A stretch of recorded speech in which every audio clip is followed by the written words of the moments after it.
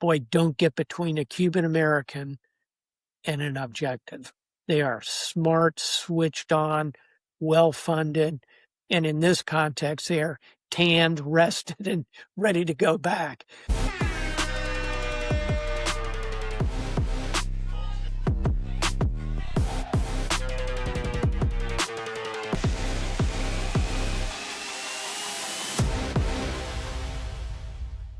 Welcome to Independent Americans. Welcome to episode 568.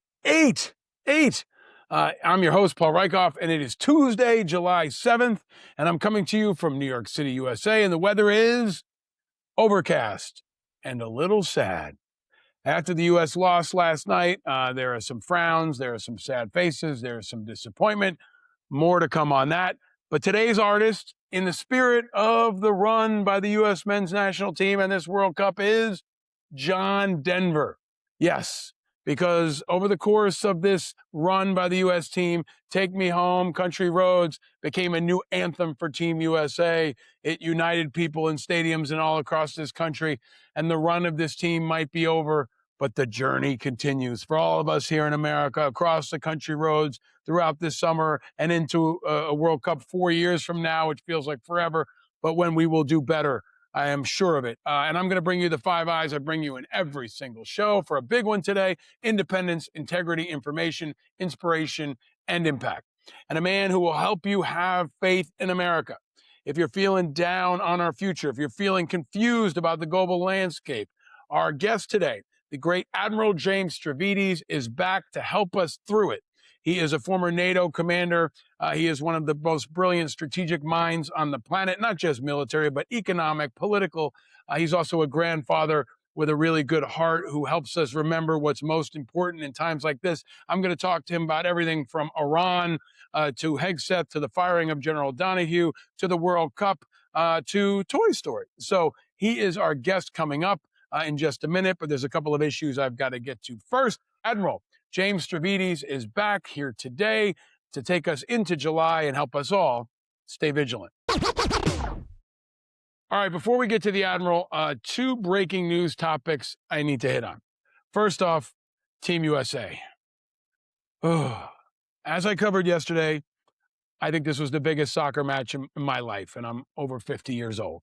The apprehension, the build-up, the excitement, the hope around this team has been like nothing I've ever seen, in part because soccer has grown in this country so much. I'm wearing my kid's soccer jersey, coaching shirt today, because I see it. I see men and women. Don't forget our women's team. That's extraordinary. Growing soccer in this country. And frankly, because fewer and fewer kids, especially boys, are playing tackle football. So a lot of them are going into soccer. A lot of them are going into lacrosse. And if you coach youth sports or you've been on youth sports fields, you see it, you feel it. Messi plays in America now, so don't let the Europeans shit all over us. Yes, this was an awful night, but U.S. soccer is on the rise. But let's talk about last night. A truly abominable and embarrassing performance. Sloppy, discombobulated, and just plain bad. American soccer is so much better than that. And that's what I want the world to understand and believe and see, especially about the youth that's coming up, because in the decades to come, we're really going to show it. And our women's teams have shown it for decades already. America's not there yet, but we're coming. The next generation is no joke, but that just sucked. The own goal, basically, by the goalie, the sloppiness, getting down early and then coming back and then quickly giving up another goal. There's just no fire. And Pulisic didn't deliver. The team didn't deliver. But I look forward to a future when the best athletes in this country are playing soccer, playing together, and playing with the intensity and ferocity that is deserved. Now, by the way, Trump is definitely a jinx. It's proven now. He's a jinx. This team was rocking. This team was riding high. Trump got involved and shit on their joy and contaminated their integrity, and the world started rooting against us. And it's impossible to be immune from all of that. I don't care how isolated this team was. But Trump is definitely a jinx, just like he was for the Knicks in the one game he decided to attend. But hopefully Trump will stay away from the entire football season and the Yankees and every other sport, but I doubt he will. back to the drawing board for U.S. men's soccer, but we do have the women's soccer team coming soon, and they will remind us of how powerful, uniting, and exhilarating American soccer can be. And we've now got to focus on being the best hosts ever. So let's keep celebrating America. Let's ride the high of the Knicks. Thankfully, we got the Knicks and July 4th and America 250. And let's keep celebrating America by showing all of our guests from around the world why we believe this is the greatest country in the world, and offer an alternative narrative to the toxic crap that they hear from Hegseth and Vance and Trump every single day. Let's close out this summer by showing them that even though our team is gone, our spirit is not, and show them what America is really all about. Let's keep celebrating, and let's, of course, stay vigilant. Stay vigilant. Stay vigilant. All right, speaking of disappointing and disgusting, Senate candidate from Maine, Graham Pletner. Ugh. There are new revelations now. He has been accused of sexual assault and rape by a woman from Maine who has now gone public and spoken to CNN and others, a very brave, courageous woman to step forward and share her truth. But if you're surprised by this latest revelation from Graham Pletner, you haven't been paying attention. I warned this was coming. This is not a guy who has integrity. This is a guy who couldn't explain a Nazi tattoo that he wore for decades and said he didn't know it was a Nazi tattoo. He's had sketchy incidents all across his past, all his postings online, his careless use of hate language. I mean, this guy has always been a problem. But so many people wanted him to be real. They wanted him to be the populist that the Democrats so badly need, and that the Democratic Socialists and the far left so badly need. But remember, he was part of this progressive wave of newcomers, and now he says he's taking time to consider his next steps. This was after the allegations from a woman he was dating back in 2021. But here's an important thing to note. Time is ticking. Under Maine law, if Pletner withdraws before July 13th, just 1 week from now, state party Democrats will be allowed to choose a replacement nominee within 2 weeks. So the only way that won't happen is if Pletner stays in, which he might, because it looks like he has refused in the past to back down. Almost all of his prominent supporters are backing out now. Senator Elizabeth Warren says now more than ever we need leaders in Washington who reflect our values. There can be no tolerance for sexual assault. With so much at stake, the best path for Graham Pletner is to step aside as a Democratic nominee and address the serious allegations outside of this Senate race. Everybody's dropping him. Ro Khanna, who's been a guest on the show, said Graham Pletner should drop out from the race. I'm withdrawing my endorsement. That's the Democrat from California. Ruben Gallego, also been on this show before, Democrat from Arizona, wrote, I am rescinding my endorsement. As of the recording, interestingly, always holding out, Bernie Sanders has not yet called for Pletner to end his campaign. I hope that Bernie Sanders doesn't say this is some kind of conspiracy to take down a populist because they don't like his message. You can do better than Graham Pletner. And this is the latest example, people, of why the Democrats will not save you. So Democrats, are you now ready finally to drop Pletner? He should have been disqualified long ago. And this whole Pletner debacle is yet another reason why the Democrats will not save you, America. If you want to stop Trump and his minions, which I think most of us should, take all that energy that you focused on Pletner and focus on some real tough guys and gals who don't hurt women, who don't have Nazi tattoos, and can actually win, like independent Seth Bodnar in Montana, or independent Todd Achilles in Idaho, or independent Isabel Harmon in Pennsylvania. If there had been an independent candidate in Maine, think about how this would have been different. An independent veteran who wasn't as far left as Pletner, who didn't have Nazi tattoos and assault women. Imagine how an independent could do right now in that critical race against Susan Collins in Maine. There are true leaders out there who also have integrity. You don't have to compromise. Many of them are independent, and they need your support. They're out there. So in the meantime, while Graham Pletner debates whether or not to drop out, take your attention, your time, and your focus on people who can actually win, and stay vigilant. This is going to be a wild summer of politics, news, and elections. Primaries continue to roll on. We have the biggest midterms ever. The intersection of sports and politics is happening every single day.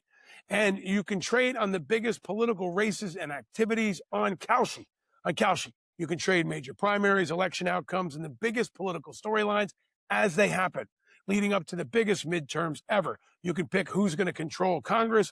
You can pick who's going to win the Senate race in Maine, Graham Pletner or Susan Collins. You can bet on the World Cup. You can trade on the World Cup and much more. It's all on Kalshi. You're trading against peers in a live market, meaning there's no house. And as the probability changes, you can buy in and out of your position. For a limited time, download the Kalshi app and use the code for this show, independent, and get $10 when you trade 10. Kalshi, Kalshi, where you can trade on anything, including just about everything you hear about here on Independent Americans.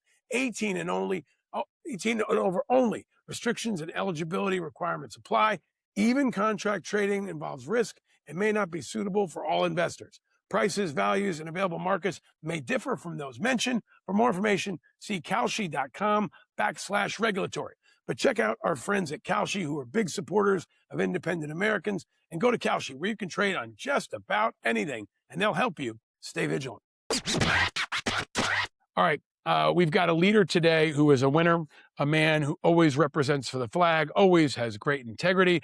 I'm so happy he joined us again. He's got a great new book out. He's always been very generous with his time on this show, and it's always one of the favorites that I hear. Be sure to subscribe on YouTube, on Spotify, wherever you're listening or watching, because I will bring you great conversations like this one with the great Admiral James Stavridis, who is here again to help us stay vigilant.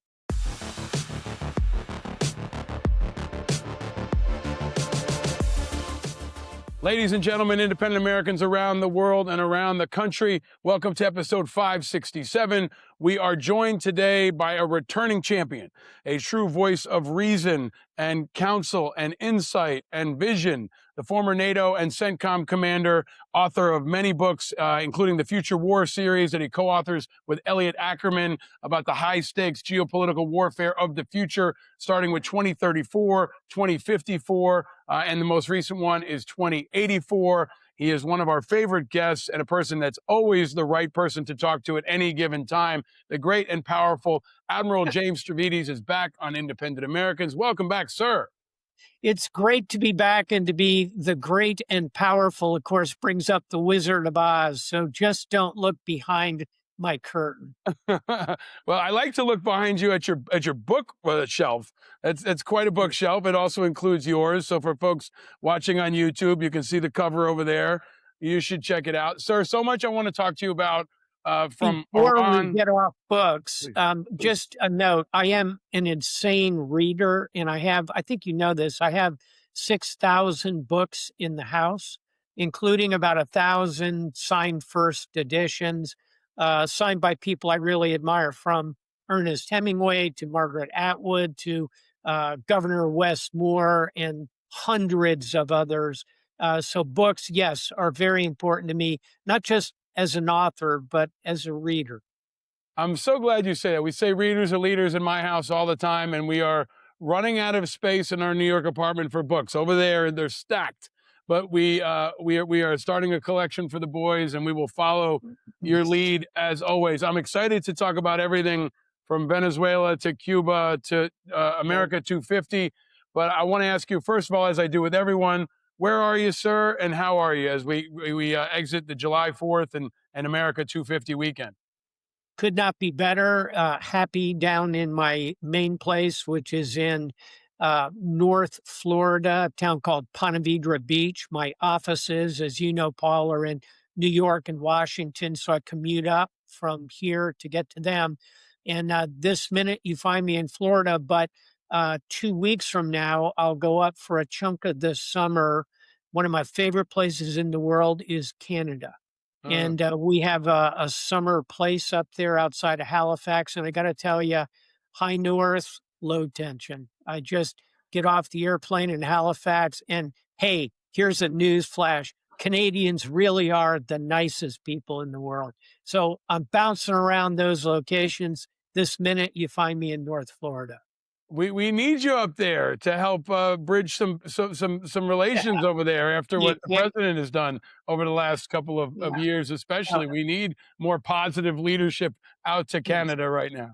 Yes, I couldn't agree with you more. And, we always, like all families, we have our minor disagreements, but I'm very, very bullish on Canada in today's world. And not only because of their connections to the world, a strong democracy, huge natural resources, but here's something interesting to contemplate as global warming continues, and oh, by the way, it's real. And that's what this book, 2084, is about. As global warming continues, big winners, Canada, maybe top of the list, huge land mass. They're going to be growing the best grapes in the world somewhere north of Toronto by mid century. So maybe ambassador to Canada is in your future to add to a very distinguished resume. Canada's having a rough time right now because they, like us, just got knocked out of the World Cup. I don't know if you Yeah. saw the match last night, but No. there's definitely a lot of sad faces in this country. But the team did bring this country together. Of Yep. course, it wasn't without intervention from Trump. Your reactions? I don't know if you got a chance to see the game last night, but to that and this World Cup that we're hosting here in America. 3 points. Number one, yes, watched the game, watched every game. I think it really did help pull the country together, and that is nothing but good. Number two, larger scale, it pulls the world together. It's the most popular sport globally. Football, as it's called everywhere else, soccer, inexplicably called that here. But it really is a moment when the world can come together. And number three, President Trump, kind of stay in your lane. And his lane is not protesting red card decisions, trying to put a thumb on the scales. That didn't do anybody any good. And I suspect it took some wind out of the sails of Team USA and put some wind in the sails of Team Belgium. So net, I wish he hadn't jumped up there, and who knows how it would have come out. But bottom line, boy, the Belgians have a great team. I wouldn't bet against them. Yeah, I think you're right about all of that. I'm in black today because I'm a little bit in mourning. Our house is sad about the result, but I'm also wearing my coach's shirt because I went for a run this morning. That's why I'm still a little red and 90% humidity here. And I ran into a French guy who was here visiting for the World Cup, and he said, it was a rough one for you guys. It's just not your sport. And I said, not yet.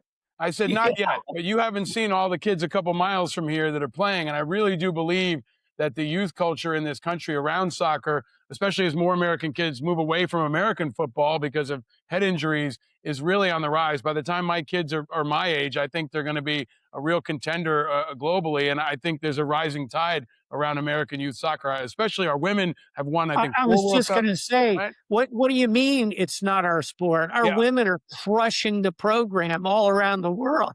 And we just need to get the boys a little more interested in the game. And when they do, they will crush around the world. And this gets back to something you hit on again and again.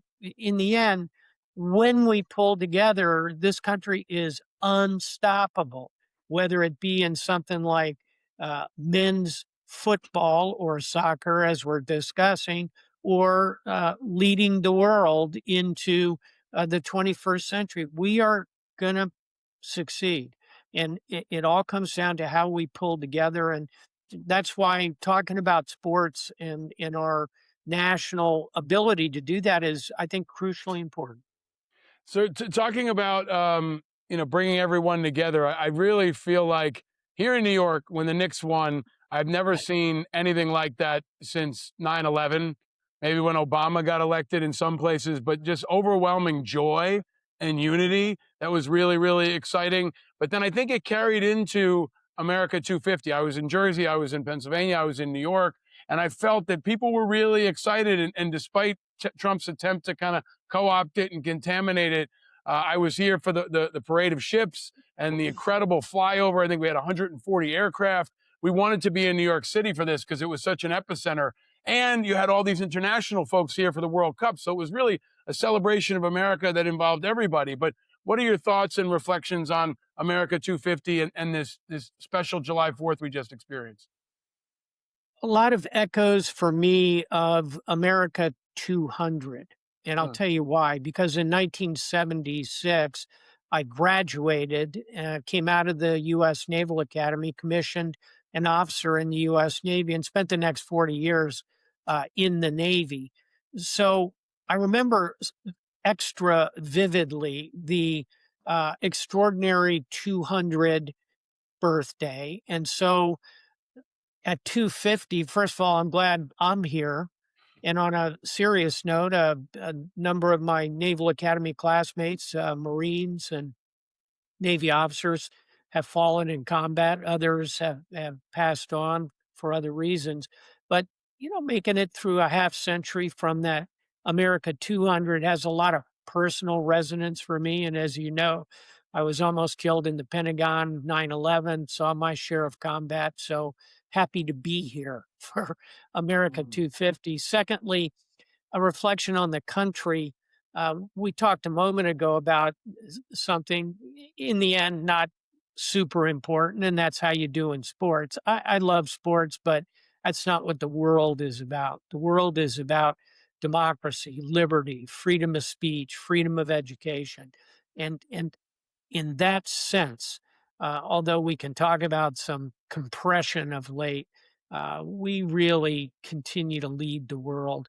Our natural resources are beyond compare. Huge agrarian nation, abundant fresh water, innovation centers from Silicon Valley, Miami, Route 128, strongest military in the world, goes without saying. For all those reasons, you can always knock the country. You can always find things you worry about, and I worry about plenty. But to anybody, any other nation in the world, I'd say if we gave you a chance to trade a hand of cards with what we have here, almost every country would take the package we have. So the question is, Paul, as you have examined so well in 567 podcasts, amazing number. How do we do it? What do we do well? What can we continue to do well? That's what's crucial. So America 250, don't bet against us. That's why we need you right now. We need you. And what's going to be a trying summer, I think, as we lead into a really divisive midterm elections. We're going to need your insight and your positivity. Let's go into what I usually position as our top topic.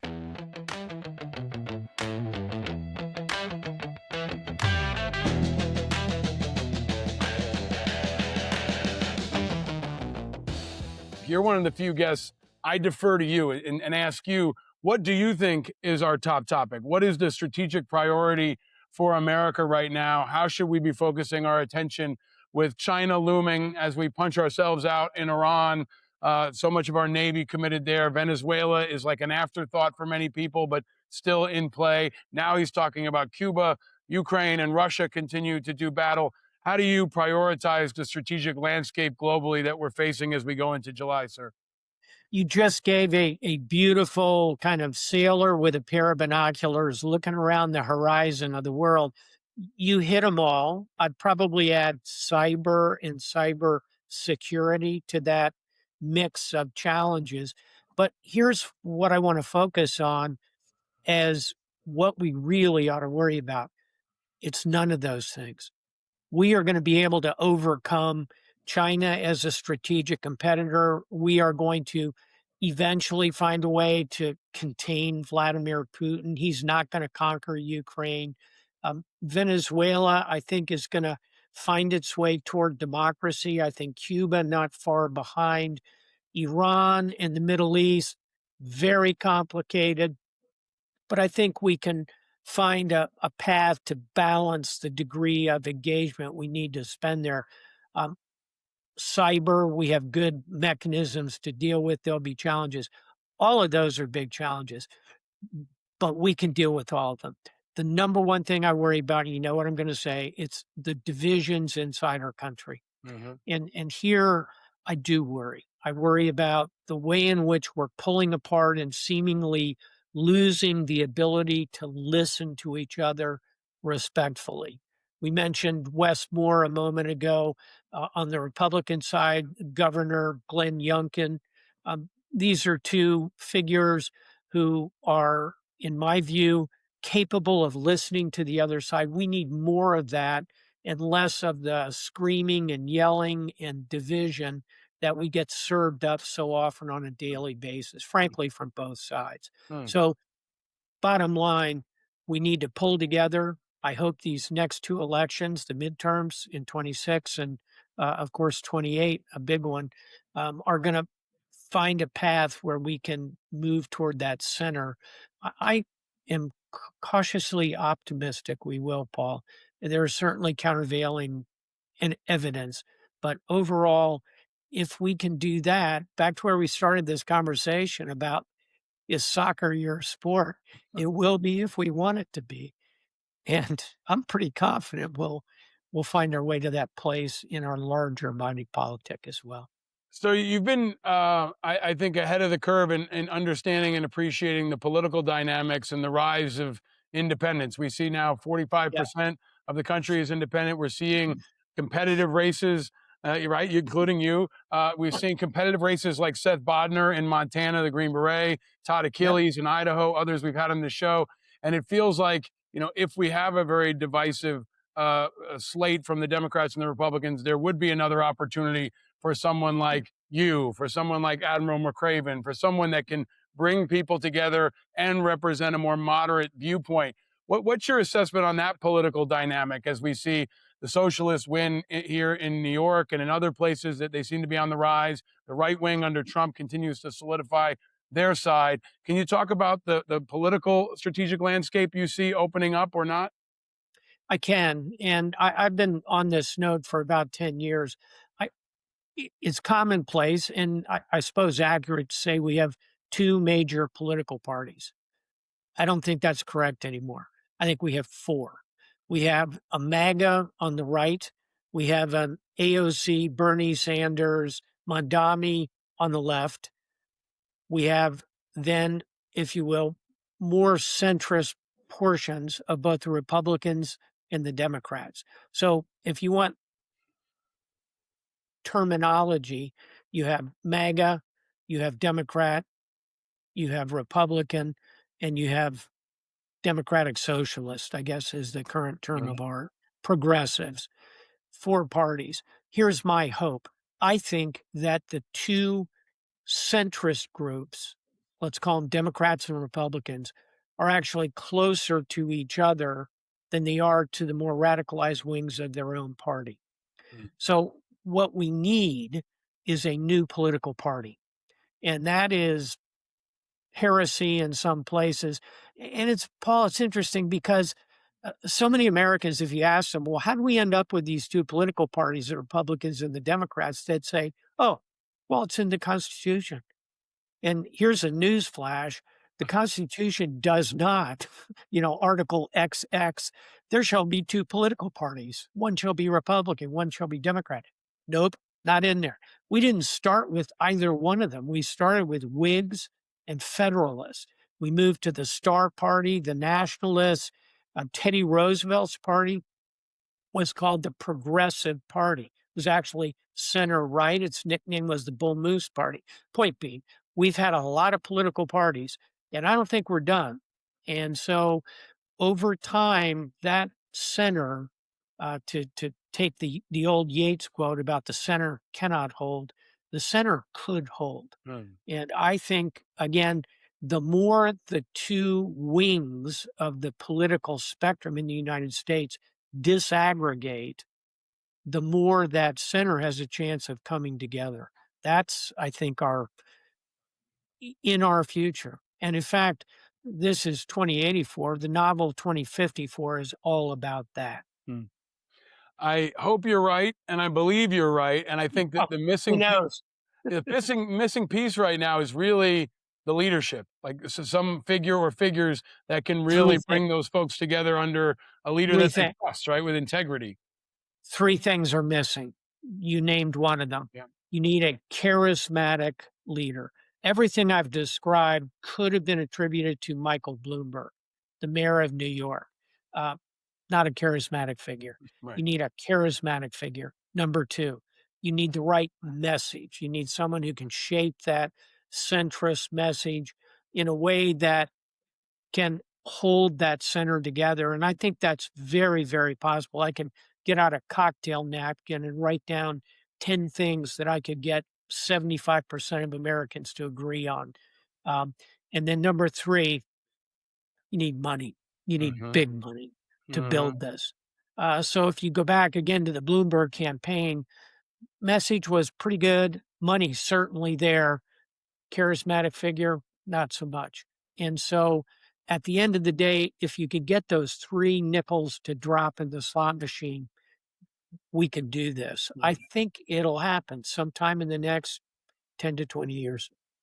I hope some billionaires are listening, Mr. Bloomberg included. Sir, let's shift to the section we call below the radar. There's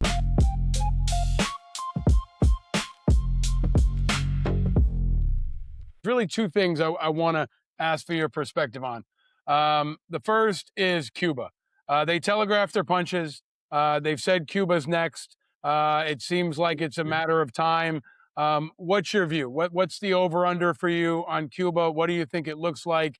I mean, one thing Trump usually does is he does what he says he's going to do, and he says Yeah. he wants to topple Cuba. What's your sense on likelihood, timing, what it would look like? It's often said in my current world of investments, as you know, I'm at Carlisle. Um, we say the four most expensive words in investing are "this time is different," meaning you make an estimate that something that has never worked out this time is going to be a great hit. And boy, Cuba has shown that again and again. Cuba for 70 plus years has been this time is different. The feeling that now is the moment for investment. And then it always kind of falls back to that rotten communist regime, the Castros. I may surprise you here. I think this time is different. I really do. I think the administration is going to land the airplane in Venezuela. What I mean by that is they'll emerge, even given this terrible tragedy, and maybe it'll spur things in a weirdly positive way. But even given the awful tragedy in Venezuela, it's going to solidify their need for American help, American investment, reconstruction, access to world oil markets. So I think Venezuela is going to move toward democracy. Probably within a year, you'll see elections there. And I think Delcy Rodriguez, the acting president, will be challenged by Maria Machado, the Nobel Prize laureate. And I think Maria Machado will win a free and fair election, not to coin a phrase. And that's a pretty good next move because Venezuela, Paul, could be Dubai on the Caribbean. I mean, they have the largest proven oil reserves in the world, um, relatively educated population. They also have gas, they have gold, diamonds. There's a lot to like about the investment thesis there. This brings us to Cuba. Um, at the end of the day, the administration has put a lot of economic pressure on Cuba, again, to try and land the same airplane there. This is frankly what they tried to do and failed terribly in Iran. But here in Cuba, again, I think this time is different. The Castros are more or less left the stage. Raul, the elder, still living, is now in his mid 90s. He's not going to be a factor. So I think with sufficient economic pressure, you could, in fact, uh, end up with a Venezuela-like situation there. Now that has pluses and minuses. Let's be clear. The good news is Cuba is huge. You know how big Cuba is, Paul? If you put one end of it on Washington, D.C., where does the other end of Cuba land? Chicago. Mm. It's a huge island with 11 million people, well educated. You know, the communists could not run an economy to save their lives, but they had a decent educational system, decent medical system, by the way. So it's a relatively healthy, relatively educated population in search of jobs. That's pretty good. And it's potentially a huge agrarian powerhouse and possibly fair amount of oil and gas Mhm. offshore and ashore. So those are the positives. The negatives are infrastructure is really poor, broken down, going to require real investment. Where is it going to come from? So I'll close with this. The answer to the who's going to drive it, where's it going to come from? As you know, I'm a South Florida boy, grew up around Cuban Americans. Boy, don't get between a Cuban American and an objective. They are smart, switched on, well funded. And in this context, they are tanned, rested, and ready to go back. So I think Cuba could be a pretty good set of outcomes for Team Trump. And I'll close with this. I wish instead of launching the war in Iran, which has gone very badly, they had kind of focused, not on war, but continued to focus on the economic pressure on Cuba. They could be hitting a second big win behind Venezuela had they done that. So, sir, do you think Trump will have that kind of patience and restraint, or will it look like Iran? Will they use cyber and shut the lights off and send in troops on some level, and at least use air power? I mean, it's hard to imagine Trump not using the military to blow something up, right? Yeah. What do you think it I, actually looks like if he does pull the trigger on this thing? I got two words for you. Marco Rubio, who is very smart, Cuban American, fluent Spanish speaker. He's the one who has kind of landed the plane in Venezuela.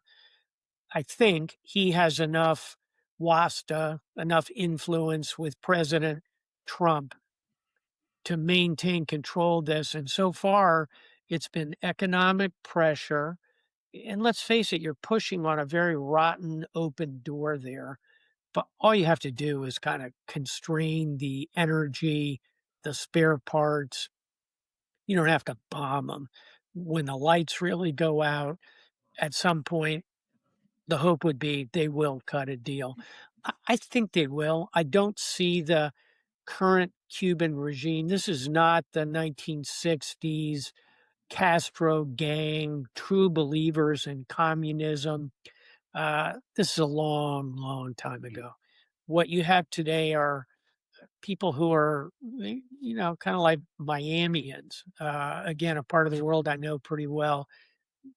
They'll want to make a deal, I think. And if we offer the right deal and Raul doesn't end up in New York City courts like Maduro. By the way, Maduro could have gotten this deal. A year ago, Maduro could have gotten a nice glide path out of there, maybe to Moscow or to Nicaragua or wherever. And I think hopefully Raul and the senior members of that hierarchy will have watched that and say, yeah, I think I don't want to end up in the Southern District of New York. So let's hope they take that deal. And my instinct is they will. What's my confidence level in all that? Not, 95%, but I think everything I just described is probably a 65% Mm. chance, 2 and 3. I can't have you on the show, sir, without asking you what I think is maybe the most underreported national security um, thread of the last year, which is how Trump has used the military stateside and how he has threatened to do more of it. He's threatened to do it around the World Cup. He's threatened to do it when Mamdani or Pritzker piss him off. But he's continuously focused on different ways of disrupting the elections. I've said that Plan A could be the military, Plan B could be ICE, and Plan C could just be activating all the insurrectionists that are out Right. on the streets and telling them, "Go for it, boys." But he's threatened to invoke the Insurrection Act. That was a real threat during Minneapolis and Minnesota. Can you talk about how you see that as a strategic threat to our security of having him turn it up at some point between now and November, where he knows November could be a circuit breaker on his power? I continue to believe that there are some reasonably coherent roadblocks with that theory of the case. I think roadblock number one is the military itself. You and I are both veterans. We know what it means to swear an oath. I think the idea that he could simply order the military into the streets to take over the midterm elections, declare the Insurrection Act, it's conceivable. I personally, I think it would be difficult for me to see very senior military going along with that plan, to include the chairman of the Joint Chiefs, who I know quite well. I think that there's a pretty good set of circuit breakers called men and women in uniform. And, it's one thing to be ordered to a city to back up ICE. Yeah, I don't love that mission, but that's very different than ordering active duty military or guard to shut down polling places. I just I don't see the military broadly going along with that. Could you find some pockets? Maybe, but um, I think there's a circuit breaker there. Second big circuit breaker, the courts. And here, look at the Supreme Court. You and I could debate about which decisions we liked, which we did not like, but the court has shown it is independent. And I repose a fair amount of faith in Chief Justice John Roberts. I think he's got sufficient influence with enough of the court that big decisions would go against Trump ultimately. And that would, see paragraph one about the military would be watching, would be following. And let's face it, all these conversations feel apocalyptic, that we would end up in a scenario like this. But anybody who turned on a TV on January 6th and watched our Capitol stormed by the insurrectionists would say, well, yeah, we better think about that at least. So that's, kind of a second circuit breaker there. And then thirdly, the people of the United States. We turned out millions and millions and millions of American protesters for the No Kings rally. What do you think would happen if President Trump tried to truly send the military into the streets? I think you'd see hundreds of millions of Americans come out against that. I truly do. Oh. And I don't think his um, support runs deeper in that kind of scenario than a really hardcore 20% of the country. You can't win that battle 80-20. And I think the American people would rise up in significant numbers. And for all those reasons, I'm concerned. I'm watching it closely, but so are the courts, so are the military, so are the people of America. I think we'll be okay. That's why we need you. We need the perspective going into a summer where a lot of folks are anxious. I hope I would love it if Trump listens to that. I hope that General Kane can continue to be someone that we all should be rooting for. I think to hold the line inside, especially in contrast to Hegseth. Yeah, and oh, by the way, it's not just Dan Kane. I mean, I know intimately the current active duty 4-stars. They all, at one time or another, were in my orbit or worked for me as 1-stars, as O6s. Brad Cooper, the current commander of U.S. Central Command, is someone I've known since he was 35 years old. I know this generation of leaders very well. I'm confident they'll do the right thing. Sir, you've talked about Donahue a bit in other places, but this one feels different. I tried to compare Donahue, and I said, it's almost like the way folks talked about Mattis maybe 15 years ago. He had a certain level of respect and admiration and just kind of badassery that kind of transcended a lot of ranks. Is this one different? Is getting Donahue and will any of them speak out more? CQ Brown's spoken out a bit more lately. Will Donahue be the one who goes out and says, "Let me tell you what's really going on in there"? Because it feels like this was a real. Hegseth has made a lot of mistakes in this purge, but I feel like this might be one that breaks it back a little bit. inexplicable to me. And it flies in the face of everything Hegseth has ever said.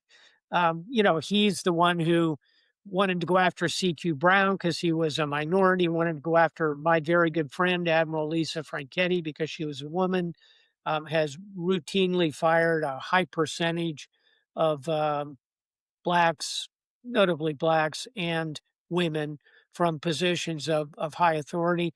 And he's done it with his failed theory that they only got to these jobs because of DEI. I know a lot of them. Another one is Admiral Alvin Halsey. Bull Halsey is his call sign from Southcom. Let me tell you, and everyone that I know, Lisa Franchetti, C.Q. Brown, Bull Halsey, they didn't get there because they happened to be black or women. In fact, I would argue they got there in spite of being black and women. That's been my experience, observing it as a white male. So that's Hegseth's theory of the case. At least it had been consistent until he fired Donahue. And I have no theory of the case here other than the following. It's not only Donahue, it's also Randy George, the general who was the chief of staff of the U.S. Army. And like Donahue, impeccable combat credentials, extraordinary leader, well-liked, well-respected, top to bottom. So Randy George gets fired, and then Donahue gets fired. And you have to say, what's the commonality between them? It is that they're both well known and supported by the Secretary of the Army, Dan Driscoll, who is a very smart guy, very solid guy in my view. And Dan Driscoll is also very close with J.D. Vance.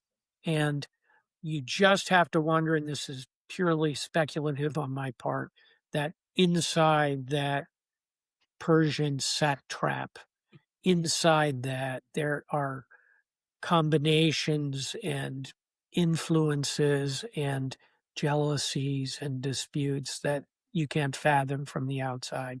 Otherwise, there is no way to explain both firing of General Donahue, but also General George.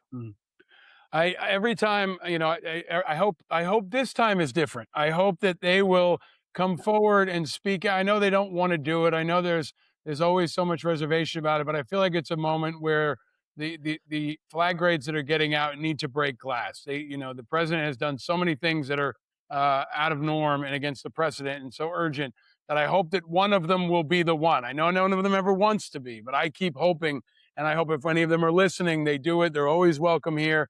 Sir, you are always a great voice of insight and clarity. I want to end with something good. Something good, oh, something sweet. Feel the fire, feel the I'll go first, and then I'll throw it to you. And this one is right up your alley because you're also a grandfather. So my something good is the new Toy Story movie. I went yesterday with my wife and my kids and their grandmother. We went and took 3 generations to see it. It's one of my favorites. We take the one with the bear that was really kind of scary and weird and put that over here. But the new one is about the battle between technology and not technology, the old school toys and technology that permeates our entire life, and about a return to respect and honor and basics in a way that was really, really important. I'm so glad my kids saw this message. It's also Jessie, the cowgirl, is a hero. You got Buzz Lightyear, you got Woody, you got all the greats. But it's a really good story for this time about how technology has overtaken, especially childhood, and how we can all push back. It's happy, it's positive, it's all the great music you expect of Toy Story. So I highly recommend it. It's something good. Go see it with the family. Over to you, sir. What's your recommendation of something good? I'm going to take the easy, obvious one, and as America 250. And wherever you are on the political spectrum, whether you start off the morning with Fox and Friends, or you're on MSNBC watching MSN Now, watching Morning Joe, wherever you are on that spectrum, I respect you. You're a citizen of this country, and I hope that on our birthday you raised a glass to America. 250 years, she will sail on. That's a pretty good thing. That is a very good thing, and your wisdom and your generosity and your mentorship is always a very good thing. You are the finest form of patriot and scholar, and the new book is 2084. I highly recommend everyone check it out. Read everything that the Admiral writes. Look for him all across your television and radio. He is a beacon and a light of hope and perspective for our country, always when we need it. Thank you for being so generous with your time, sir, and for always keeping us all vigilant. I hope you and your family have a very, very great summer. And right back to you with my thanks to you, Paul, not only for your service to our country, but the way you continue to step up, talk about the moderate path, the centrist path, the independent path, and you always do it with integrity and humility, and I'm proud to be a friend. Thank you, Paul. Thank you so much, sir. Look forward to raising a glass to America 250 when I hopefully see you in New York soon. That's a deal. Be Thank good. you, sir. Thank you, sir. All right, folks, my thanks to Admiral Stavridis. You know the deal. Subscribe. Go to independentamericans.us. Join our Patreon community. Check out The Morning Independent. Check out our supporters from Kalshi, from Noble Mobile, and Independent Voter News. If you haven't checked out Independent Voter News, it's a great resource. We're partnering with them a lot more in the days to come. They've got a new feature at ivn.us. It's called 10 Organizations Independent Voters Need to Watch. From ballot access and open primaries to independent candidates and ranked choice voting, these 10 groups are shaping the next phase of the voter first reform movement. And they highlight our work at Independent Veterans of America. So check out our friends at Independent Voter News, ivn.us. They'll also be linked in the bio. They are helping us drive forward this movement. America is divided, but we are bringing them together as much as we can here at Independent Americans, adding light to contrast to heat. If you're now among the 45% of Americans who are independent and growing, maybe more in Maine after today, maybe more soccer fans after today, this is your show, because our movement has got that hope for the future that you heard from Admiral Stavridis and you've heard in our recent episodes. Go back and check out Wes Moore from last week. If you didn't, we've got more to come. Country over party, people over politics, light over heat, challenging the status quo and fueling a new movement. And that movement is growing and bringing hope that is the oxygen of our democracy. The hope that you felt from Team USA, that hope is not gone. It's beaten down. It's a little sad today, but that hope is out there, and you'll see it on the faces of thousands of kids all across this country kicking a soccer ball on a street or in a field. And that hope is the oxygen of democracy. Because other folks, when they lose, don't have the hope that America does. Our hope is annoying to a lot of other folks around the world, but our hope is constant. Americans always believe that you can do it. I once had a Swiss roommate who lived with me in New York, a great guy, Patrick. And he said to me once that we were watching the World Cup maybe 20 years ago, he said, you can always see the American team because they always believe they can do it. And we still believe we can do it. If you enjoyed this episode with Admiral Stavridis, share it far and wide. Invite others to declare their independence and stay vigilant, my friends, because you know the deal. Eternal vigilance is the price of freedom. And you're not alone. I hope you feel that in this World Cup energy. Even if you're not a soccer fan, we're all vigilant and we're all in this together. And we're all in this together as hosts now. As we get to the final stages, let's all be good hosts and show the world what America is really all about. And I am your host, Paul Rykoff. Thank you for tuning in to Independent Americans. I will see you tomorrow. Happy Tuesday. Stay vigilant, America. Pour one out for Team USA, and onward we go. Archipelago, he tells me the left and right are dreams for those without a clue. And when you wake, it's time to grow.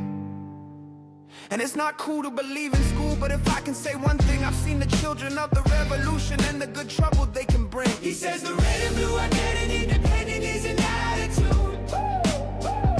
An island in the sea of rhetoric and archipelago, he tells me the left and right are dreams for those without a clue.